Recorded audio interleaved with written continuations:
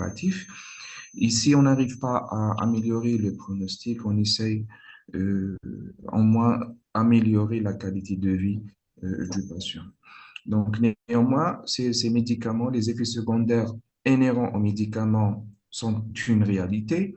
Donc, les risques d'effets indésirables sont une conséquence inévitable des médicaments lors de leur utilisation. Donc, c'est l'une des principales causes d'hospitalisation et de mortalité dans de nombreux pays. En général, malgré les mesures préventifs avec lesquels les médicaments sont administrés, ils peuvent causer des effets indésirables sérieux chez certains patients. Donc, de ce fait, le médicament, il peut devenir un facteur de risque pour la santé individuelle et collective de la population.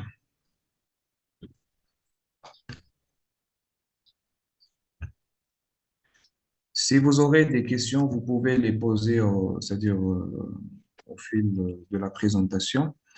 Donc, quelles sont les dispositions afin d'assurer la sécurité du patient? Donc, la sécurité du patient lors de l'utilisation du médicament, elle doit être passée par deux étapes importantes.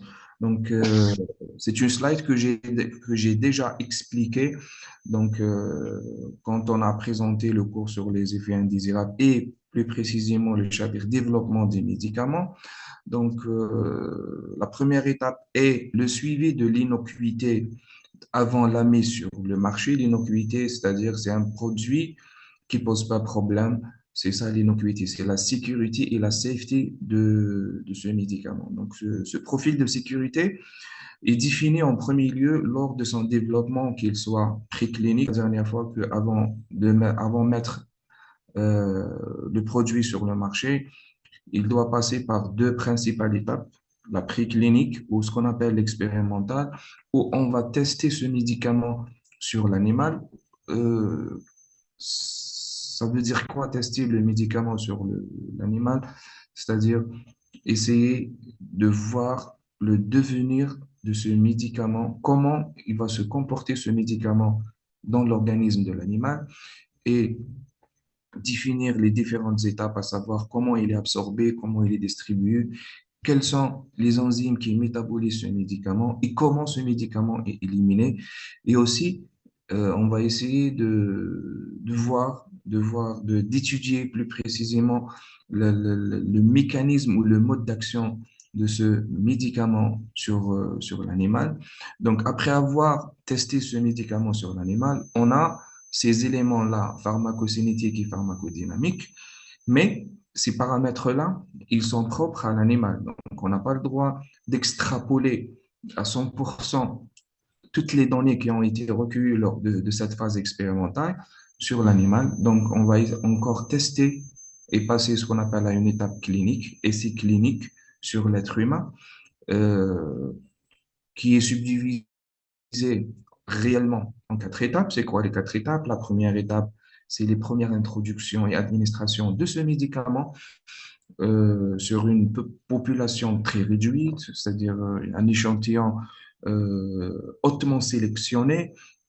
On commence avec des doses, c'est-à-dire très petites, et on augmente les doses progressivement dans un service, c'est-à-dire hautement, c'est-à-dire un service équipé pour ce genre de tests. Voilà, c'est ce qu'on appelle les phases précoces cliniques. Donc, après la phase 1, on passe à la phase 2. On va élargir notre population et on va s'intéresser plus précisément à ce mécanisme d'action et, autrement dit, l'efficacité réelle de ce médicament sur l'être humain. Après avoir confirmé cette efficacité et, et fixé la dose habituelle euh, pour le patient, pour l'être humain, donc, on va passer à la phase 3. La phase 3, c'est une phase où on va inclure une population plus ou moins large que les deux phases précédentes. Et en général, c'est une phase où on va comparer un nouveau médicament par rapport à un médicament qui existe déjà, ce qu'on appelle par rapport à un comparateur, ou bien si il n'y a pas de comparateur, on va le comparer à un placebo, c'est-à-dire un médicament qui est dépourvu d'effets thérapeutiques. Donc, les données générales lors de ce développement, elles permettent de caractériser tous les risques possibles, potentiels ou identifiés, ainsi que les effets indésirables les plus fréquents. Donc, on est sur la phase avant la mise sur le marché. Le suivi a posteriori, après la mise sur le marché de ce médicament, c'est ce qu'on appelle la phase 4, puisque j'ai dit que les essais cliniques ils sont subdivisés en quatre phases. Les trois, je viens de l'expliquer. La phase 4, c'est ce qu'on appelle la pharmacovigilance. Donc, c'est dès la mise sur le marché du médicament, une surveillance de ce profil de sécurité est assuré par un système de pharmacovigilance. Donc, on va passer de l'expérimental sur l'être humain, après avoir l'autorisation de mise sur le marché, sur la vie réelle, c'est-à-dire comment ce médicament va se comporter sur une population qui n'est pas sélectionnée comme on l'a déjà fait dans les essais cliniques. Donc, on va essayer de voir et de caractériser ce médicament et avoir une idée réelle sur son comportement sur large population.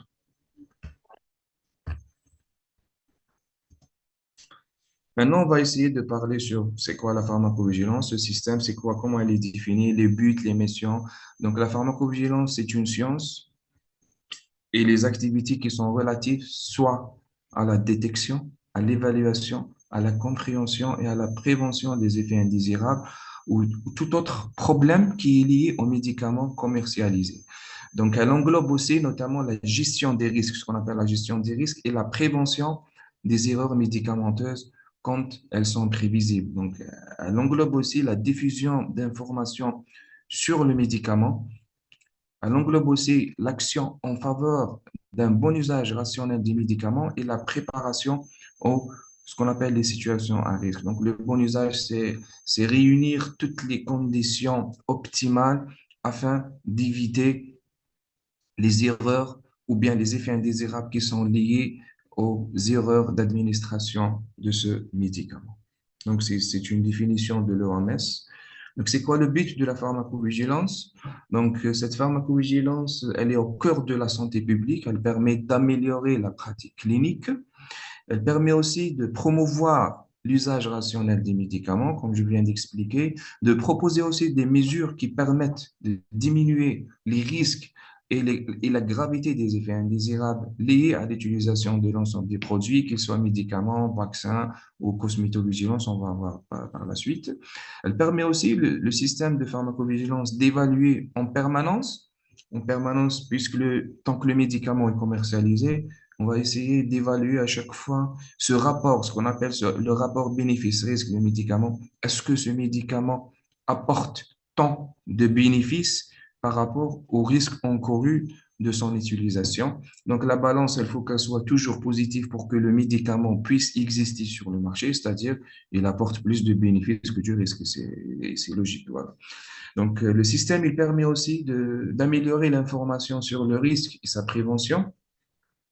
Donc, à chaque fois qu'il y a un problème avec un médicament quelconque, on va essayer de voir quels sont les facteurs, ce qu'on appelle les cofacteurs qui ont influencé sur l'apparition ou l'aggravation de l'effet indésirable.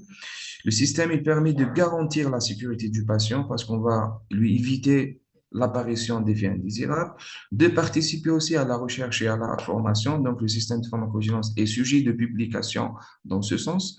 Ainsi, la pharmacovigilance est une responsabilité qui est partagée entre tous les acteurs du système de santé dans une ambiance de confiance, bien évidemment, de confidentialité et de concertation et de synergie. Donc, à chaque fois, on a recours à demander l'avis de tous les intervenants sur le médicament, à savoir la tutelle, c'est-à-dire le ministère de la Santé, le Centre national de pharmacovigilance, la direction technique, le médecin, ce qu'on appelle les experts en matière et bien évidemment les pharmaciens hospitaliers et les infirmiers utilisateurs.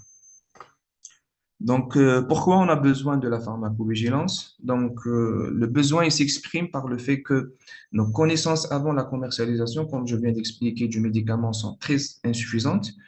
Donc, les études précliniques expérimentales ne sont pas prédictives de la complète innocuité chez l'homme, puisque on a testé, il n'y a pas une extrapolation complète entre l'animal et l'homme. Les trois phases d'essai clinique donc, sont insuffisantes. Pourquoi? Pour les raisons que j'ai citées tout à l'heure. Donc, les maladies sont hautement sélectionnés en nombre vraiment limité et les conditions de suivi des patients sont différentes des conditions normales de la vie courante.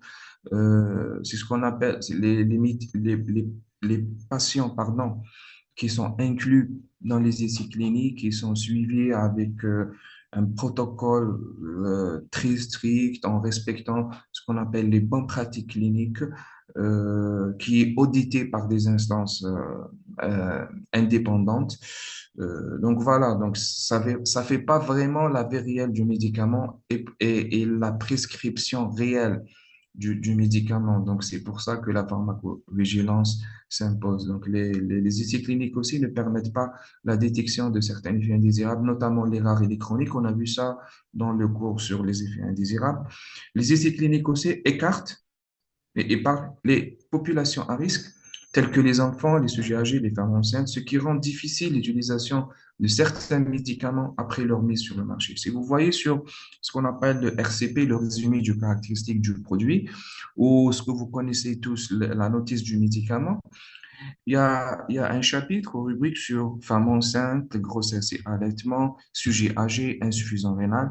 Donc, vous voyez que c'est une population à risque qui est écarté, c'est-à-dire on n'a pas à inclure des patients, un insuffisant rénal ou un enfant, un sujet vraiment âgé dans un essai clinique. Donc, c'est pour cette raison que le système de pharmacovigilance s'impose afin de voir et d'évaluer ce bénéfice-risque chez cette population particulière. Quelles sont les missions de la pharmacovigilance? Donc, c'est d'identifier les risques, bien évidemment, déclarer et alerter les établissements d'un lien de causalité, c'est-à-dire établir le lien de causalité entre l'administration du médicament et l'apparition de l'effet indésirable. Elle a pour mission aussi la gestion des notifications, c'est-à-dire les déclarations, ce qu'on appelle les notifications. Donc, c'est donner des recommandations d'utilisation soit dans le sens de retrait de l'eau ou tout le produit concerné. Donc, ça fait partie des missions de la pharmacovigilance. Donc, la prévention du risque aussi en informant les patients avec du bulletin d'information, évaluation aussi en permanence de ce rapport bénéfice-risque du médicament et amélioration de l'information sur le risque et sa prévention aussi, et aussi assurer le bon usage des médicaments, faire des rappels quand il y a c'est-à-dire un problème quelconque avec un médicament qui est déjà posé problème, le système de pharmacovigilance assure le bon usage du médicament c'est-à-dire en donnant des informations sur le bon usage. Donc, il y a aussi à la fin, comme mission principale, c'est garantir la sécurité du patient et éviter l'apparition d'effets indésirables. Donc, c'est quoi l'intérêt? Donc, la pharmacovigilance, elle présente un double intérêt sur le patient et sur la communauté, sur la population générale. Donc, sur le patient, c'est une meilleure sécurité lors de l'utilisation. Il y a aussi une prise en charge plus adaptée en cas de survenue d'effets indésirables. Donc, on connaît parfaitement c'est quoi la conduite à tenir devant chaque effet indésirable.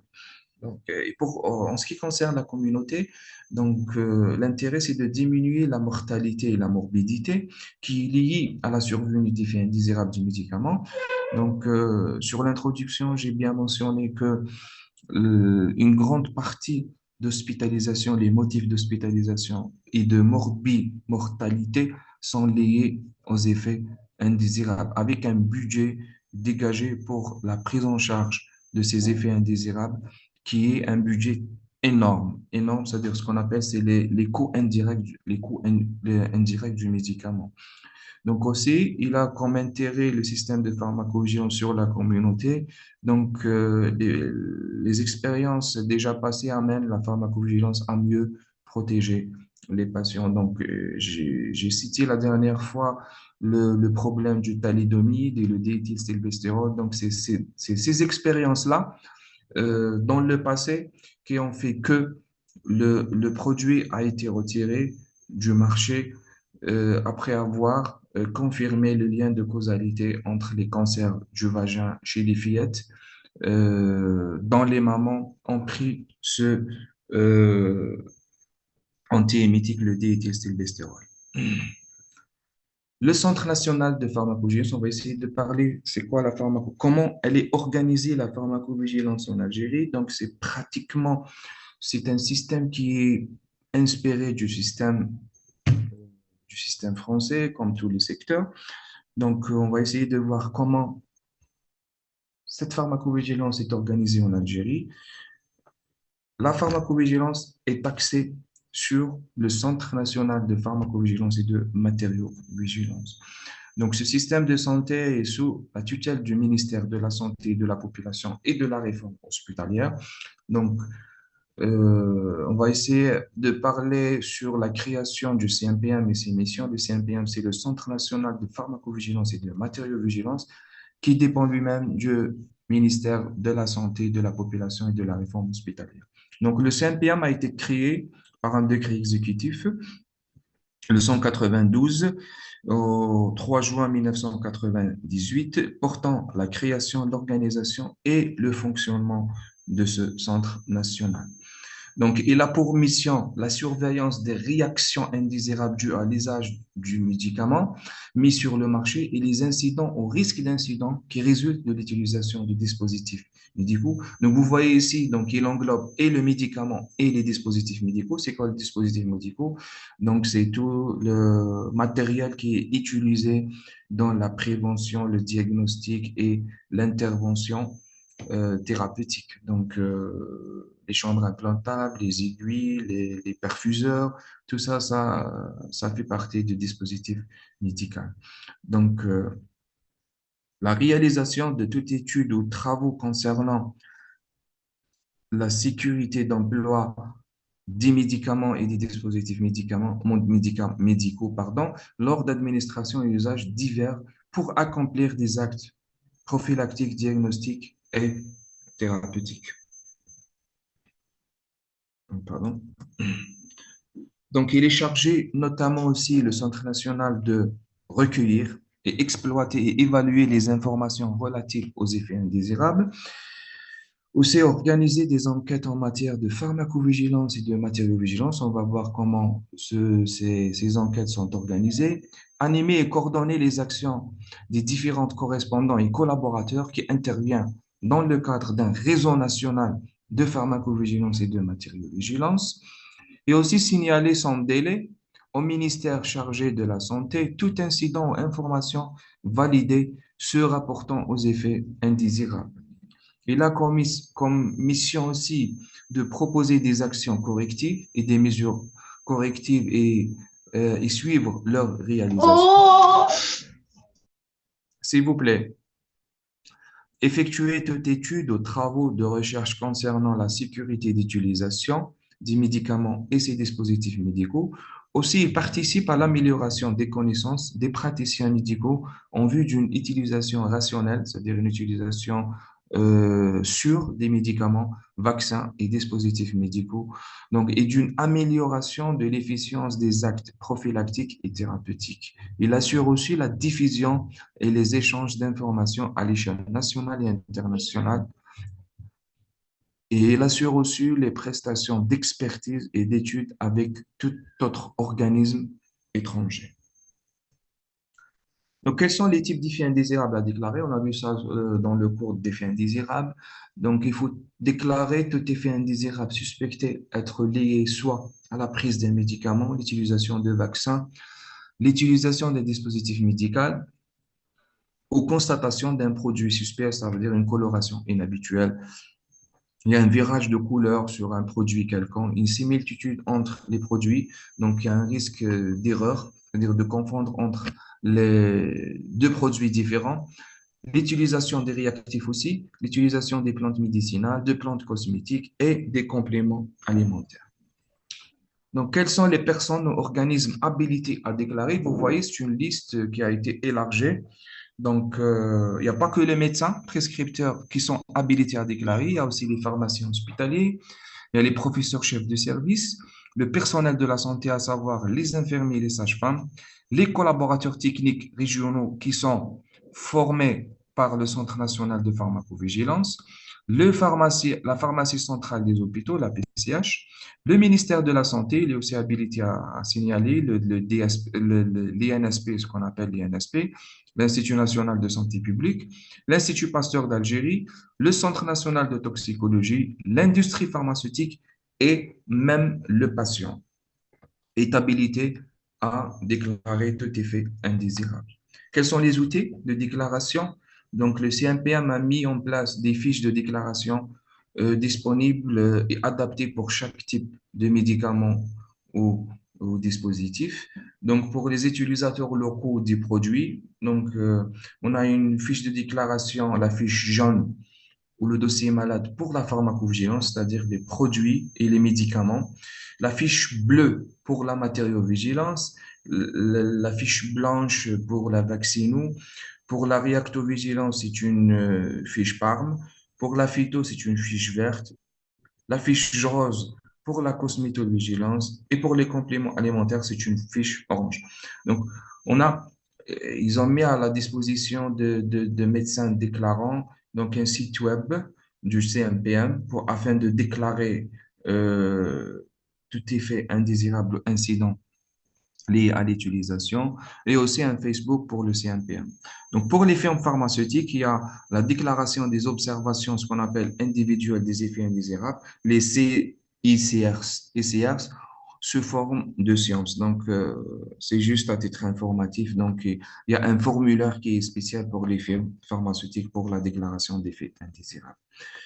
Comment la pharmacovigilance est organisée en Algérie. Donc, on a les différents partenaires. Donc, en premier, au cœur de ce système de pharmacovigilance, le CNPM, qui travaille en collaboration avec les différents partenaires, donc situés au niveau local ou bien au niveau national. Donc, au niveau local, on a les professionnels de la santé, on a le laboratoire national de contrôle des produits pharmaceutiques, le LNCPP, ou anciennement appelé le LNCPP, maintenant il s'appelle le AMPP. Donc, la pharmacie centrale des hôpitaux, la PCH, le ministère de la Santé, la tutelle, l'Agence nationale des produits pharmaceutiques, l'ANPP, l'Institut Pasteur d'Algérie, le Centre national de toxicologie et bien évidemment l'industrie pharmaceutique.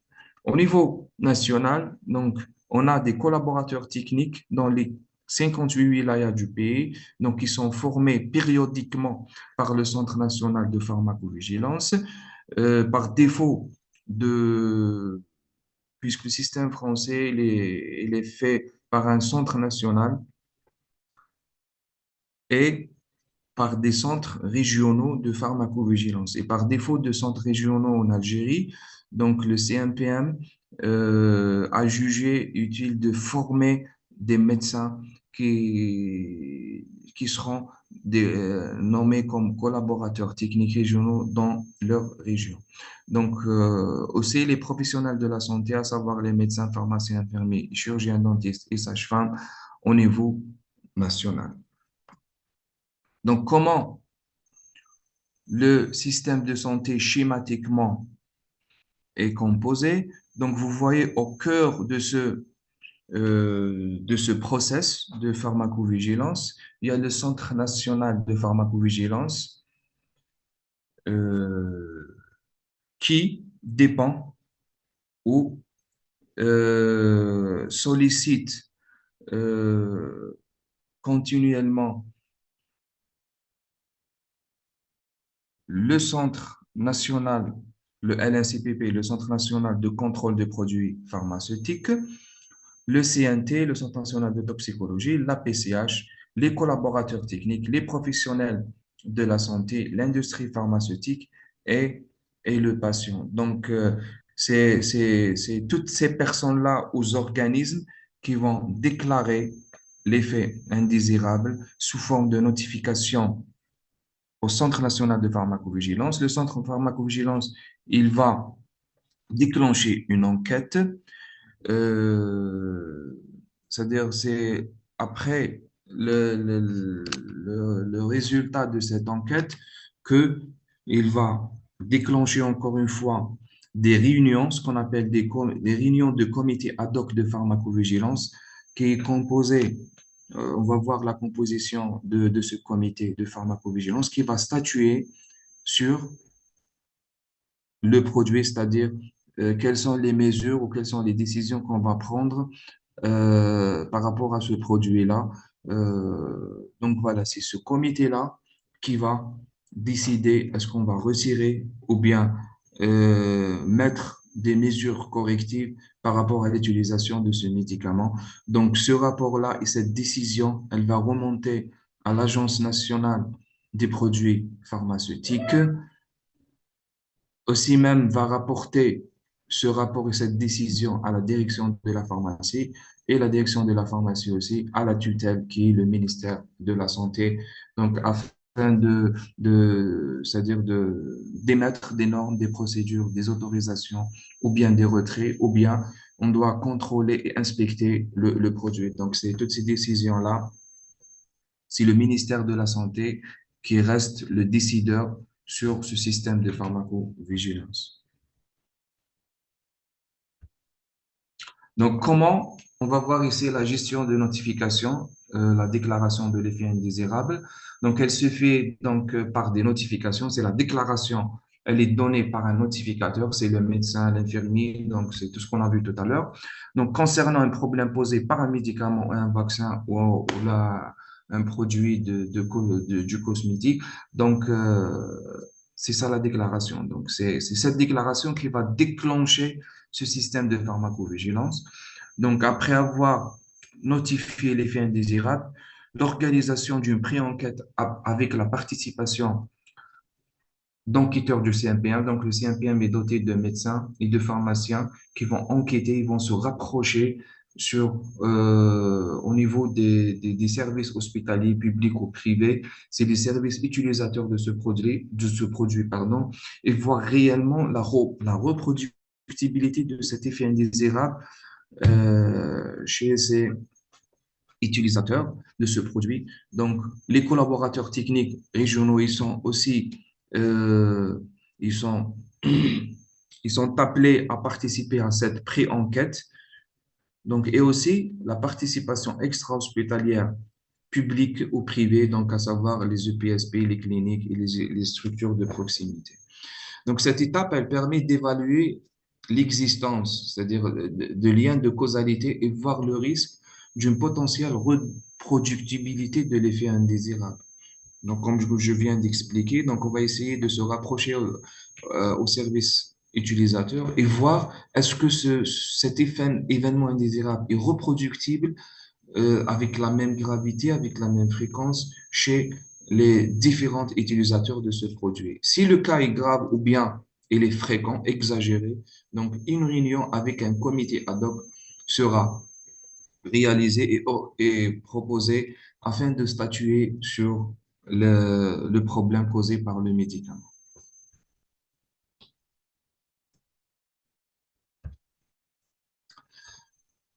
De quoi il est composé le comité ad hoc?